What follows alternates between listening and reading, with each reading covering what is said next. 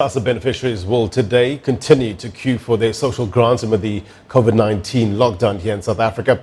The operating hours for the public transport has also been adjusted to assist beneficiaries travelling to collect their monies. Let's get the very latest on the ground. Atule Joka joins us now live from Mthatha in the Eastern Cape. Atule, a very good morning to you. What are you witnessing there this morning?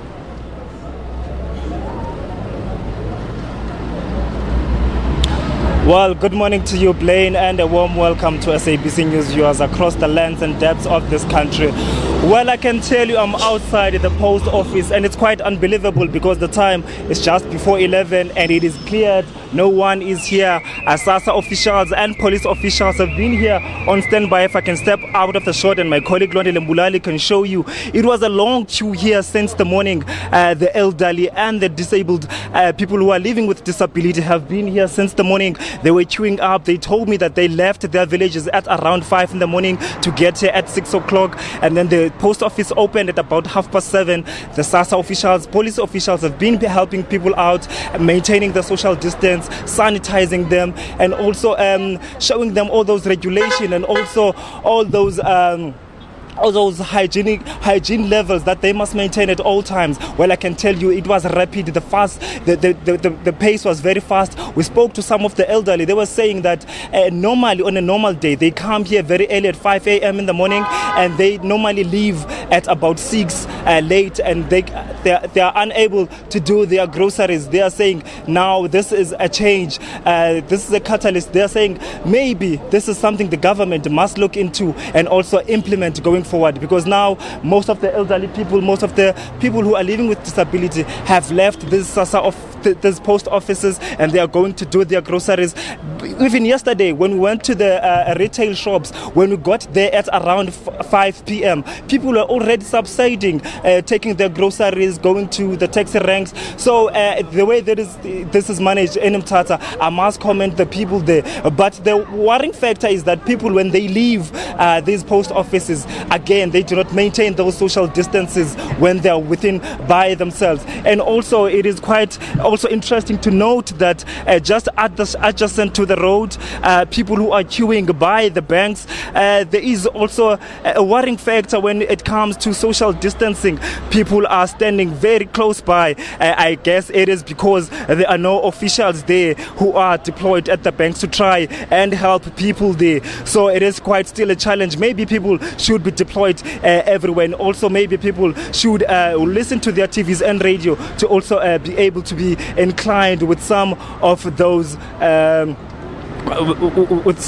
awareness campaigns that have been run on TV and radio. So this is the situation here in Mthatha. Hordes of people have come. We know that the transport restriction have been relaxed by the Minister of Transport, Minister Fikile Mbalula. So most people have taken this opportunity to come out in town. So most people are out here in town. They are doing their things. They are doing their groceries. It is quite important that to note that hopefully they will maintain their social distances. And most people have been wearing their masks, and they have been sanitizing their hands. So this is quite the situation here at Blaine.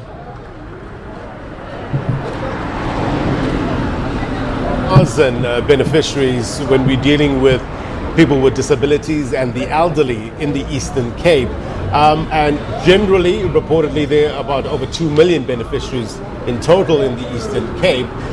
So can we assume that the area that you're in, they're done and dusted with regards to the elderly and people with disabilities?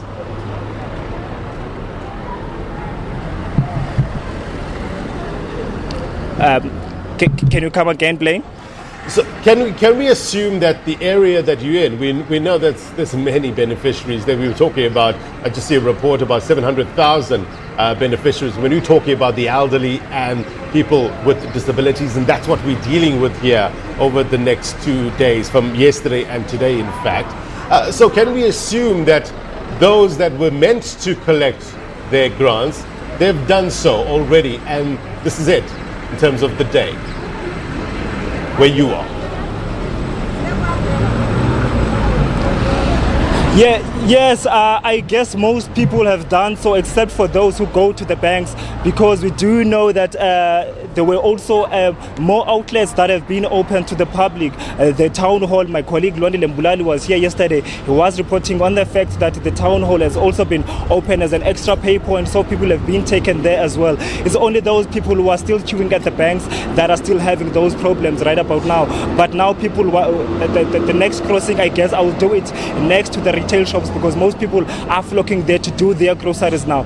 But with most people with disabilities here in Mthatha, and the elderly people have taken their payments, and they are very happy. I spoke to them earlier on. They are saying they are hoping this initiative will be taken going forward. This is one thing I can say, maybe it's a legacy of this virus that must be taken going forward.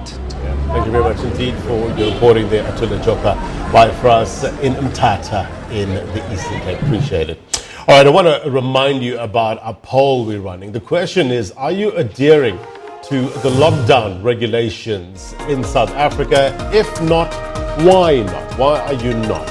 And so far, as you can see, of around 265 votes cast so far, 90% are saying yes, they do. They're keeping the regulations within the regulations of the lockdown, and just under 10% saying no, they actually don't. Why are you not adhering to the regulations? The president yesterday was speaking about people that are not taking this disease seriously.